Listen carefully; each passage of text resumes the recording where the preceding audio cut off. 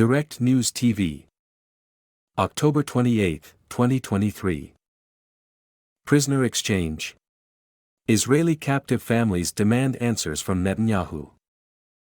The families of more than 220 captives seized by Hamas demanded answers from the Israeli government, with many fearing a military onslaught on the Gaza Strip is putting the captives' lives at risk.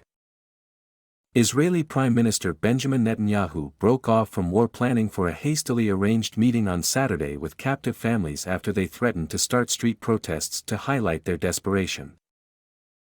As the meeting went ahead, Hamas said Israel would have to release all Palestinian prisoners from its jails to secure freedom for the hostages seized by Hamas fighters on October 7. Netanyahu made no commitment to any deal but told the families, "We will exhaust every possibility to bring them home," according to a video released by his office. Finding the hostages, whose ages range from a few months to more than 80, was an integral part of the military operation, he added. At a later press conference alongside Netanyahu, Defense Minister Yoav Gallant said Hamas had to be forced to the negotiating table but that it was very complex. "The more military pressure, the more firepower, and the more we strike Hamas, the greater our chances are to bring it to a place where it will agree to a solution that will allow the return of your loved ones," he said. Every minute an eternity. The government says it confirmed 229 captives from more than 20 countries were taken on October 7. The Hamas military wing says that almost 50 hostages have died in the daily Israeli air raids on Gaza. "We are ready to conduct an immediate prisoner exchange deal that includes the release of all Palestinian prisoners from Israeli jails in exchange for all prisoners held by the Palestinian resistance," Yahya Sinwar, Hamas's leader in the Gaza Strip, said in a statement. Thousands of Palestinians are held in 19 prisons in Israel and one inside the occupied West Bank. A representative for the families told Netanyahu they support a full prisoner swap. "As far as the families are concerned, a deal of a return of our family members immediately in the framework of all for all is feasible, and there will be wide national support for this," said Meirav Gonen, the representative. Her daughter, Romi, is one of the captives.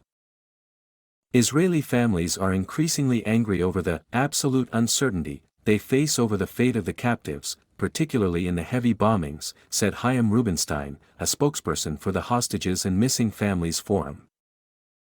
Hundreds of relatives of the Israeli captives held a rally in Tel Aviv on Saturday, threatening to hold street more protests if a government minister did not meet them the same day. Demonstrations in support of the captives' families also occurred in Haifa, Atlit, Caesarea, Be'er Sheva and Eilat. "The families don't sleep, they want answers, they deserve answers," Rubenstein said. Hostage families say they have had barely any contact with the government. "We don't know anything about what happened to them. We don't know if they were shot, if they saw a doctor, if they have food," said Inbal Zak, 38, whose cousin Tal Shoam was kidnapped from the Biri kibbutz near the Gaza fence with 6 other family members. "We are just so worried about them. Waiting for an explanation. The families are divided over what action to take. Some believe a tough line on Hamas is justified, others say a deal should be made." When asked about the Hamas demands for a Palestinian prisoner release, Ifat Calderon, whose cousin is a hostage, said, "Take them, we don't need them here. I want my family and all the hostages to come back home, they are citizens, they are not soldiers." The Tel Aviv rally followed one of the most violent nights of the war, with the military hammering Gaza.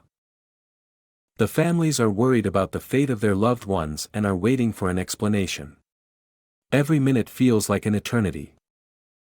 Sources told Al Jazeera on Friday that negotiations, mediated by Qatar, on a ceasefire and prisoner exchange deal between Israel and Hamas had been progressing and at an advanced stage. But Israel's increased air and artillery attacks, severing of communications and ground incursion appear to have stymied the truce discussions. Israel says Hamas killed 1,400 people, mainly civilians, when fighters stormed across the border on October 7. More than 7,700 people have been killed in retaliatory Israeli strikes on Gaza, including about 3,500 children, according to its health ministry. My name is Kingsley. Please like, share, subscribe and hit that notification bell so you can be the first to be notified whenever we post. You won't regret it.